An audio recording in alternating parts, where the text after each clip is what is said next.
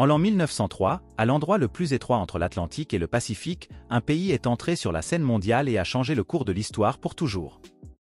C'est là qu'est née l'une des constructions les plus impressionnantes du monde moderne et une ligne de communication entre les deux plus grands océans du globe. Il s'agit bien sûr du Panama et du canal de Panama.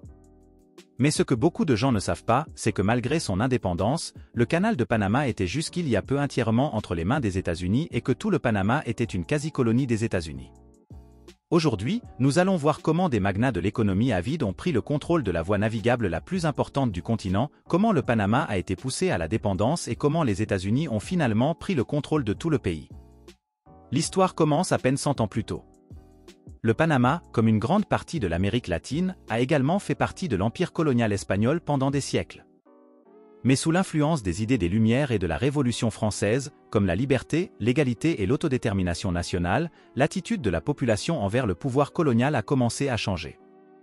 L'époque de l'exploitation par l'État espagnol devait être révolue, les États d'Amérique du Sud voulaient désormais façonner leur propre destin. Mais comme l'Espagne refusait de céder volontairement le contrôle, la guerre d'indépendance a éclaté. Menée par des combattants légendaires de l'indépendance comme Simón Bolívar et José de San Martín, la soi-disant libération de l'Amérique du Sud a commencé. Petit à petit, de plus en plus de régions se sont séparées de l'Espagne et ont proclamé leur indépendance. De nouveaux États comme la Colombie, le Pérou ou l'Argentine ont vu le jour.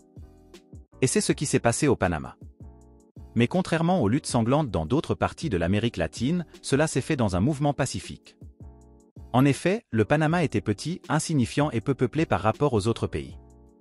Ainsi, malgré sa déclaration d'indépendance le 28 novembre de l'année 1821, il a pris un autre chemin. Elle a rejoint la Grande Colombie, une tentative de Simón Bolívar d'établir un contrepoids puissant aux États-Unis en Amérique du Sud. Les pays actuels, le Venezuela et l'Équateur, ont également suivi. Ce qui semblait être une bonne idée sur le papier s'est transformé en un désastre dans la réalité. L'État s'est effondré quelques années plus tard, non seulement en raison de tensions internes, mais aussi à cause de l'influence des États-Unis.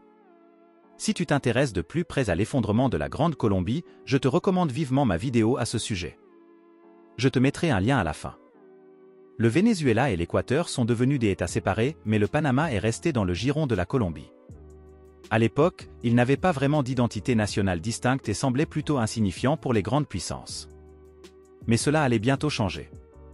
En effet, à la fin du siècle, des scientifiques et des architectes français ont réalisé pour la première fois des études de faisabilité réussies pour la construction d'un canal à travers le pays.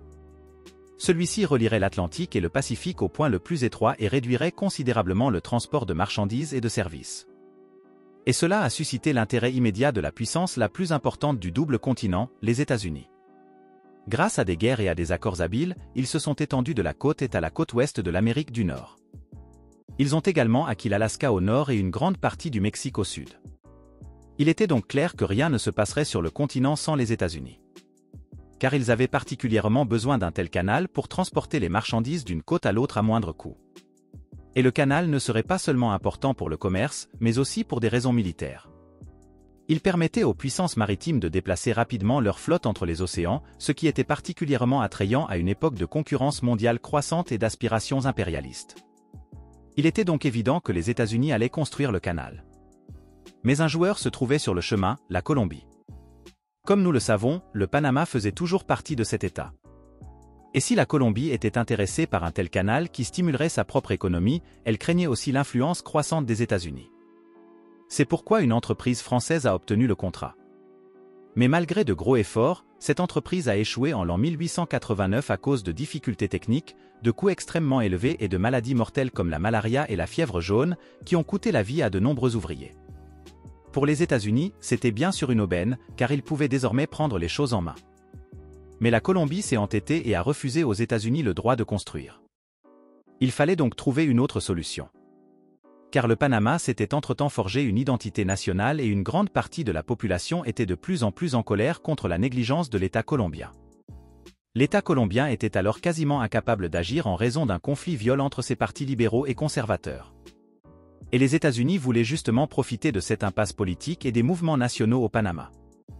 Les États-Unis ont généreusement financé le mouvement d'indépendance du Panama et le 3 novembre de l'année 1903, l'épreuve de force a eu lieu. Les Américains ont positionné leurs plus puissants navires de guerre au large des côtes du Panama et ont menacé la Colombie d'une possible intervention militaire si elle intervenait. car ce jour-là, le Panama a déclaré son indépendance avec le soutien des États-Unis.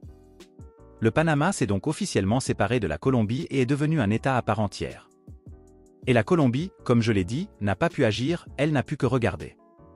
Les États-Unis ont été les premiers à reconnaître l'indépendance, suivis par d'autres pays d'Europe et d'Amérique du Sud.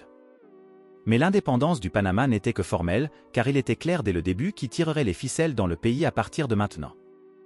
Peu de temps après, le nouveau gouvernement du Panama a signé le traité Ebun-Ovaria. Celui-ci donnait aux États-Unis non seulement les pleins droits pour la construction et l'exploitation du canal, mais aussi le contrôle total de toute la zone du canal. Cela signifie que la zone autour du canal était en fait un territoire américain. De plus, ils ont reçu de nombreuses bases militaires et les États-Unis sont devenus, grâce à ce traité, la puissance militaire protectrice de tout le pays. En effet, à cette époque, la politique étrangère américaine était fortement influencée par la doctrine Monroe, qui visait à empêcher le colonialisme européen dans l'hémisphère occidental. Le contrôle du canal de Panama et le rôle de puissance protectrice s'inscrivaient dans cette stratégie, car il garantissait ainsi qu'aucune autre puissance ne pourrait prendre pied dans cette région stratégiquement importante. De plus, le président de l'époque, Theodore Roosevelt, a activement encouragé une politique de Big Stick visant à étendre l'influence américaine en Amérique latine. Le Panama était donc en réalité une colonie des États-Unis, formellement indépendante mais dominée dans tous les domaines par la grande puissance du Nord. Les entrepreneurs américains ont alors immédiatement commencé à construire le canal, qui a été officiellement inauguré 10 ans plus tard, en l'an 1914. Et de nombreuses banques américaines ont vu une autre utilité au Panama. Elles ont peu à peu transformé le petit pays en un centre financier, et surtout en un refuge pour l'évasion fiscale et le blanchiment d'argent. Sous la direction de Wall Street, un système labyrinthique de création d'entreprises sans impôts a été développé, attirant de nombreux magnats de l'économie et rendant le pays encore plus dépendant des États-Unis. Avec l'aide de la CIA, on s'est également assuré que le vrai président soit toujours au pouvoir au Panama. Mais le système ne devait pas durer éternellement. En effet, un mécontentement croissant contre les Américains s'est répandu dans la population. Pendant que les riches financiers et les exploitants de canaux américains se remplissaient les poches, il ne restait presque rien au Panama. En effet, tous les revenus générés par l'exploitation du canal allaient aux États-Unis, tandis que la population souffrait de la faim. C'est ainsi que la conscience et le désir de souveraineté totale ont grandi au Panama. Des révoltes et des protestations ouvertes ont eu lieu. L'incident du drapeau de l'année 1964, au cours duquel des étudiants panaméens ont tenté de hisser le drapeau panaméen dans la zone du canal, a été un événement important qui a entraîné de violents affrontements et plusieurs décès. Celui-ci a accru la prise de conscience internationale de la situation et a renforcé la pression sur les États-Unis pour qu'ils revoient leur politique. Le général Omar Torrijos, alors leader de facto du Panama, a habilement attiré l'attention de l'opinion publique mondiale, ce qui a forcé les Américains à négocier. C'est ainsi que sont nés les 1977 accords Torrijos-Carter, du nom d'Omar Torrijos et du président américain Jimmy Carter. Ces accords stipulaient que le contrôle du canal et de la zone du canal serait progressivement transféré au Panama d'ici le 31 décembre de l'année 1999. Les États-Unis devaient se retirer complètement du pays d'ici là. C'est finalement ce qui s'est passé, et le Panama a obtenu sa pleine souveraineté pour la première fois au tournant du millénaire.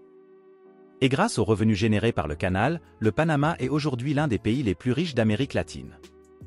Mais jusqu'à aujourd'hui, l'influence des États-Unis est visible dans tout le pays. Le dollar américain est le principal moyen de paiement, la ligne d'horizon de Panama City ressemble à celle d'une grande ville américaine et il y a de nombreux expatriés américains dans le pays.